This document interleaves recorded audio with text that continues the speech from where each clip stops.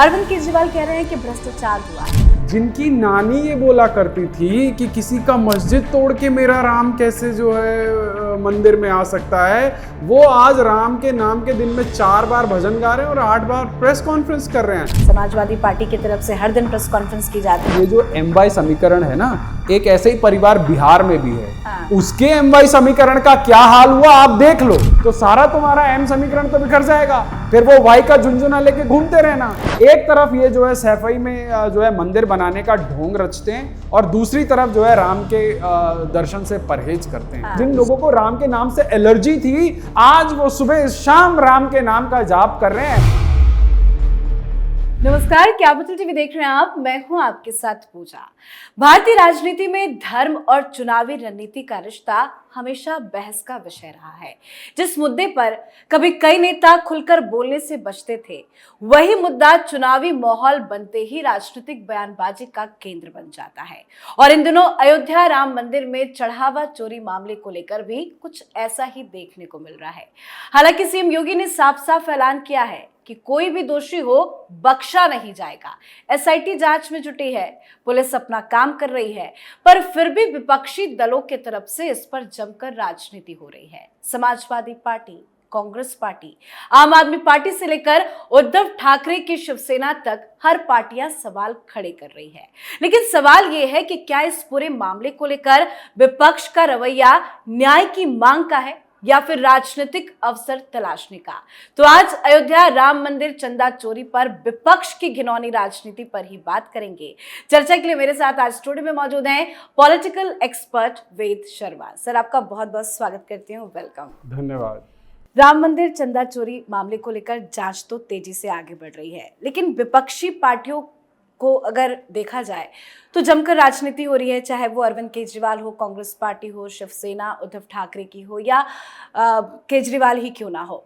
आपको क्या लगता है, इस तरह की राजनीति होनी चाहिए? देखिए, जो कल तक राम के नाम से 100 कोस दूर भागते थे, आज वो राम के सबसे बड़े भक्त होने का, सबसे बड़े सनातनी होने का और कालनेमियों की तरह चैनल के डिबेट पे उनके प्रवक्ता जो है तिलक लगा के आ रहे हैं। हाँ। जिनकी नानी ये बोला करती थी कि किसी का मस्जिद तोड़ के मेरा राम कैसे जो है मंदिर में आ सकता है, वो आज राम के नाम के दिन में 4 बार भजन गा रहे हैं और 8 बार प्रेस कॉन्फ्रेंस कर रहे हैं। मतलब कि हिपोक्रेसी, ऐसे हिपोक्रेट्स को देखकर शर्म आ जाए। तो आपने जिनका नाम लिया उनसे ही शुरुआत करते हैं। अरविंद केजरीवाल जो शायद 2024 के आसपास एक बार राम मंदिर गए थे अपने परिवार के साथ और इस बार फिर चले गए जब ये मुद्दा उठा। अरविंद केजरीवाल कह रहे हैं कि भ्रष्टाचार हुआ है, भयंकर भ्रष्टाचार हुआ है। भाई, हम तो चाह रहे हैं कि जांच हो और आम आदमी पार्टी की तरफ से ये दिखाने की कोशिश की जा रही है कि हमने प्रेशर बनाया तो पुलिस जांच में जो है वो तेज गति से काम कर रही है। आम आदमी पार्टी सिर्फ और सिर्फ मुद्दे को भटकाने का काम कर रही है। आपको पता है कि पंजाब में जो अघोषित मुख्यमंत्री के पद पर बैठे अरविंद केजरीवाल हैं, जो वहां के मुख्यमंत्री के ऊपर बेअदबी के जो है तमाम आरोप लग रहे हैं, जो तमाम वहां के लोगों की आस्थाओं के साथ खिलवाड़ हुआ है, जो नकली फॉरेंसिक लैब की रिपोर्टें लगाकर फेस सेविंग करने का काम किया, उस मुद्दे से लोगों का ध्यान भटकाने के लिए अरविंद केजरीवाल इतने बड़े राम भक्त होने का स्वांग रच रहे हैं। और पंजाब की जनता बहुत भली भांति जानती है। चलिए, आपने पंजाब की राजनीति के बारे में छेड़ ही दिया है। हाँ, आज इस देश में सेक्युलरिज्म की राजनीति के ठेकेदार मंदिर जाने से बच रहे हैं, कहीं उनका मुसलमान वोट बैंक छिटक ना जाए।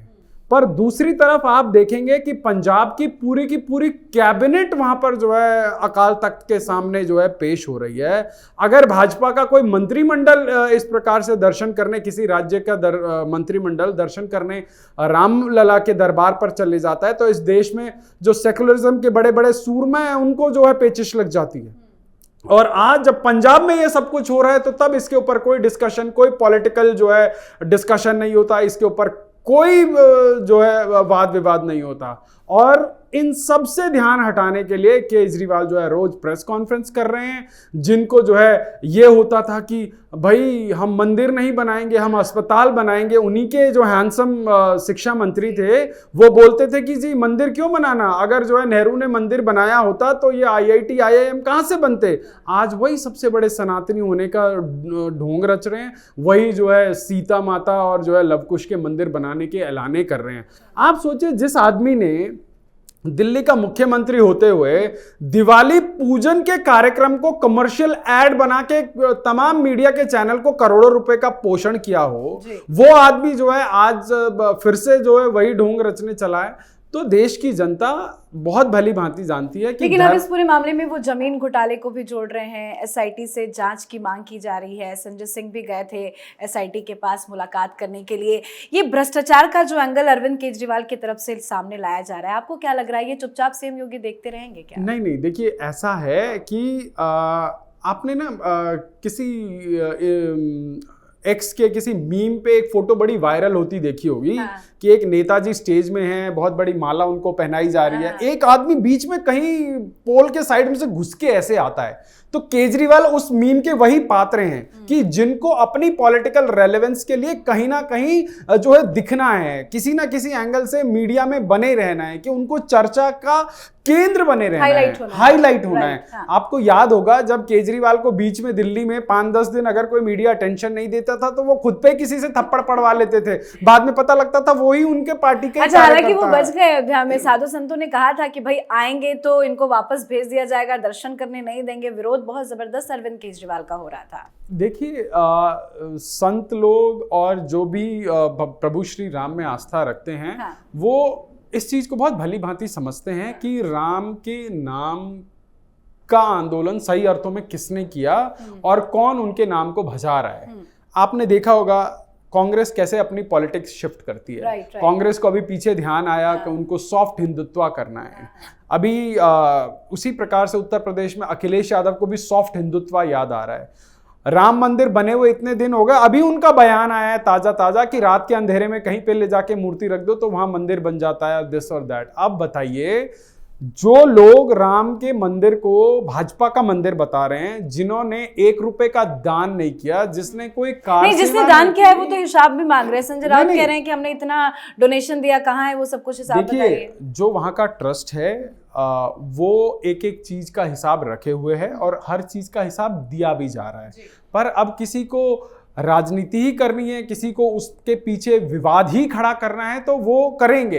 अब आज जिनका आपने नाम लिया संजय नोटी राउत, उनका काम क्या है, वो क्या करते हैं? जितना वो बोलते हैं उतना उनके सांसद पार्टी छोड़ के चले जाते हैं। लेकिन इस पे भी उन्होंने एक बयान दिया, वो कह रही है जो दान का पैसा है बीजेपी सांसदों को खरीदने में लगा रही है। अब आप बताइए, वो तो इतने बड़ी पार्टी के नेता रहे, इतने बड़े जो है बाला साहब के अनुयायी रहे, वो मुझे बताए किसी एंगल से कि भाई भाजपा वहाँ से कैसे जो है पैसा निकाल सकती है, क्योंकि उनके जो नेता हैं जिनको बर्बाद करने में उन्होंने कोई कसर नहीं छोड़ी, वो भी तो महाराष्ट्र के मुख्यमंत्री रहे। महाराष्ट्र में तमाम जो है मंदिर हैं, शिरडी से लेकर जो है सिद्धि विनायक लेकर तमाम मंदिरें हैं। तो हम क्या माने कि उस दौरान संजय राउत और उनके आकाओं ने भी मंदिर से दान चुराने का काम किया है? हाँ, तमाम भ्रष्टाचार किए हैं, वो पब्लिक डोमेन में हैं। कैसे उन्होंने कोविड के टाइम पे जो है पीपी से लेकर तमाम चीज़ों में घोटाले किए, कैसे जो है उनके नेता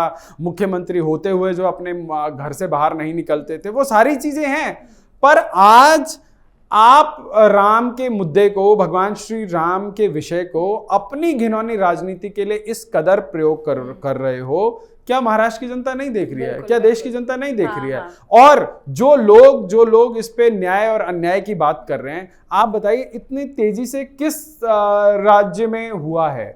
अभी खबर आ रही है राजस्थान के अंदर कि जो वहाँ पर एक बहुत बड़ी दरगाह है उसके अंदर अनियमितता की बात आ रही है। उसी प्रकार से आपके ये बहराइच में कोई दरगाह है, उसके फंड के मिसमैनेजमेंट की बात आ रही है। अब अखिलेश यादव के मुंह में 1 किलो दही जम जाएगी, उनके मुंह से एक शब्द नहीं निकलेगा, क्योंकि वो दरगाह का मामला है। इस वक्त तो फिलहाल अखिलेश का आपने जिक्र किया, तो अखिलेश यादव के लिए तो एक बहुत इंपॉर्टेंट मुद्दा मिल गया है, क्योंकि इलेक्शन भी है, इसे चुनावी मुद्दा भी बनाने की कोशिश की जाएगी। समाजवादी पार्टी की तरफ से हर दिन प्रेस कॉन्फ्रेंस की जाती है, शेरो शायरी पढ़ रहे हैं अखिलेश यादव। देखिए, अखिलेश यादव इतने बचकाने नेता होंगे, ऑस्ट्रेलिया से पढ़ के आए हैं, भगवान जाने उन्होंने कौन सा विषय वहां पे पढ़ा। और मुझे उनकी राजनीतिक समझबूझ और उनके जो राजनीतिक जो सलाहकार हैं उनकी समझबूझ पे बड़ी हंसी आती है। देखिए, बड़ा अच्छा उनको बैठे बिठाए मुद्दा मिल गया था। वो जाके रामलला के दर्शन कर सकते थे, दर्शन करके अपने पापों का, अपने पिता के पापों का प्रायश्चित कर सकते थे। पर उनको उससे ज्यादा मोह उन मुस्लिम वोट बैंक से है कि अगर मैं रामलला के दर्शन करने चला गया तो अब्दुल का वोट मुझसे छिटक जाएगा। तो जो उनको जो लगता है कि ये जो MY समीकरण है, ये जो है पत्थर की लकीर है, ये कहीं ना कहीं खराब ना हो जाए। तो मैं एक मुफ्त की सलाह आपके चैनल के माध्यम से अखिलेश यादव को देना चाहता हूं कि भैया ये जो MY समीकरण है ना, एक ऐसे ही परिवार बिहार में भी है। हाँ। उसके MY समीकरण का क्या हाल हुआ आप देख लो जी। और जो राह जिस M के पीछे आप कूद रहे हो, तो वो M का ओवैसी भी कल लड़ने आएगा। पता लगे बंगाल की तरह एक और बाबर की सेना यहां जन्म ले गई और उसने यहां पार्टी खोल दी, तो सारा तुम्हारा M समीकरण तो बिखर जाएगा। फिर वो Y का झुंझुना लेके घूमते रहना, फिर उस Y से कितने सीट बनेंगे, कितने विधायक जुड़ेंगे, वो आप अपने आप हिसाब लगा सकते हो। पर मैंने जितने देश की राजनीति समझी और जितना उत्तर प्रदेश की राजनीति को समझने का प्रयास किया, मुझको लगता है कि अखिलेश यादव से ज्यादा इमेच्योर पॉलिटिशियन कोई नहीं हो सकता। जो आज इतने बड़े मुद्दे, जिसको जो बड़े बड़े पॉलिटिकल पार्टीज इस प्रकार के मुद्दे भुनाने का भरसक प्रयास करते हैं, वो अभी भी मंदिर को गाली दे रहे हैं। आज की तारीख में वो मंदिर को गाली दे रहे हैं, बोले रात के अंधेरे में मूर्ति लगा दो तो वहां मंदिर बन जाती है। आप बताइए ये भगवान का किस प्रकार का अपमान है? क्या इनके घर वाले पूजा नहीं करते क्या? एक तरफ ये जो है सैफई में जो है मंदिर बनाने का ढोंग रचते हैं और दूसरी तरफ जो है राम के दर्शन से परहेज करते हैं। तो इनके दोहरे चरित्र को तो प्रदेश की जनता भली भांति देख रही है। इतना बड़ा मुद्दा हो गया है, सारे पॉलिटिकल जो ऑपोजिशन पार्टी के नेता हैं वो जिस तरह से प्रोटेस्ट कर रहे हैं, केजरीवाल आ गए दर्शन के लिए, क्या आने वाले वक्त में चुनावी मुद्दा हालांकि अरे बन गया। सबसे बड़ा सरप्राइज ये देखिए, आज चोर उचक्के राम का नाम ले रहे हैं और जो लोग करोड़ों रुपए की फीस लेकर राम के विरोध में जो है काला कोट पहन के सुप्रीम कोर्ट में तहरीरें देते थे कि महाराज इसकी डेट 19 के बाद की सरका दो, नहीं तो इसका असर चुनाव पे हो जाएगा, वो राम के नाम को लेकर आज ट्वीटें कर रहे हैं। तो इससे बड़ा परिवर्तन क्या होगा? जो लोग, जिन लोगों को राम के नाम से एलर्जी थी, आज वो सुबह शाम राम के नाम का जाप कर रहे हैं। तो ये तो बड़ी अच्छी। राहुल गांधी जाएंगे दर्शन के लिए? नहीं जाएंगे, बिल्कुल नहीं जाएंगे। उन्होंने आपको लगता है कि राहुल गांधी जाएंगे? और मैं कहता हूं कि वो इतनी पवित्र धरती है, इतनी पवित्र भूमि है, वहां पर ऐसे पापियों की कोई आवश्यकता नहीं है। जिन्होंने पूरा रिसोर्स, अपनी जिंदगी राम के नाम को रोकने में, राम के मंदिर को रोकने में लगा दी, वो क्यों जाएंगे? और उनका जाना भी क्यों? और मैं तो कहता हूं कि अगर वो लोग ऐसे वहां राम के मंदिर के आसपास फटके भी, तो वहां का पूरा संत समाज, पूरा सर्व समाज जो है उनका बहिष्कार करे, विरोध करे कि वो वहां आसपास पहुंचने। लेकिन अखिलेश यादव जो पिछले चुनाव में हमने देखा था, वो हनुमानगढ़ी तो चले गए, वहां पे उन्होंने पूजा अर्चना की, लेकिन रामलला के दर्शन करने नहीं गए। क्या इस बार उनका मूड बदलेगा, वो उधर की तरफ रास्ता पकड़ेंगे? मैं बता रहा हूं, अखिलेश यादव के लिए राम से ज्यादा महत्वपूर्ण मुस्लिम वोट बैंक है और वो अपने मुस्लिम वोट बैंक को नाराज नहीं कर सकते। अब आप सोचिए, जब इस देश के अंदर कोविड की समस्या आई, तो मुस्लिम समाज के अंदर एक बड़ा बेतरतीबा सा बयान निकला कि जो है ये इंजेक्शन तो जो है हमारे खिलाफ साजिश है, इससे जो है हमारी जो जनसंख्या है वो नहीं बढ़ पाएगी। उस चीज को वैलिडेट करने के लिए अखिलेश यादव ने कह दिया कि ये जो है भाजपा की वैक्सीन है, मैं नहीं लगवाऊंगा, और पीछे से जाके चुपके से वो वैक्सीन लगवा के आ गए।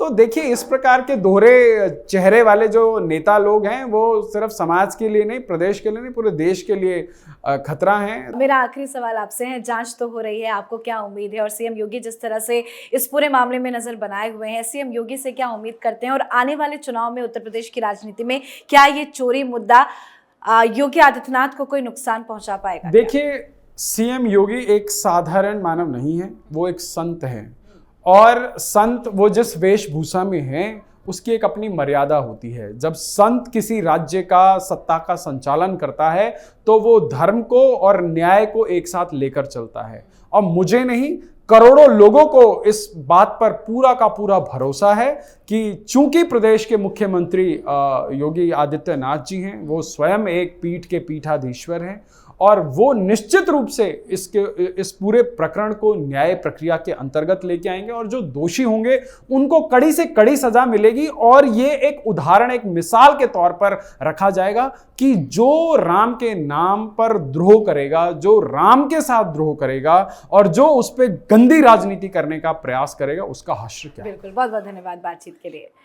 तो सवाल उठ रहा है कि क्या हर संवेदनशील धार्मिक मुद्दे को चुनावी राजनीति का हथियार बना देना सही है? क्या क्या करोड़ों श्रद्धालुओं की आस्था से जुड़े मामले पर भी राजनीतिक बयानबाजी होनी चाहिए, या फिर सभी दलों को एक स्वर में यह कहना चाहिए कि अगर कोई दोषी है तो कानून अपना काम करे और उसे कड़ी से कड़ी सजा मिले। राजनीतिक आरोप प्रत्यारोप अपनी जगह है, लेकिन अंतिम फैसला जांच और अदालत के आधार पर ही होना चाहिए। और जब सीएम योगी आदित्यनाथ ने कहा है कि किसी को भी बख्शा नहीं जाएगा, तो भरोसा रखिए दोषियों को कड़ी से कड़ी सजा मिलेगी। तो इस मुद्दे पर आप भी अपनी राय कमेंट करके जरूर लिखिएगा। देखते रहिए कैपिटल टीवी। नमस्कार।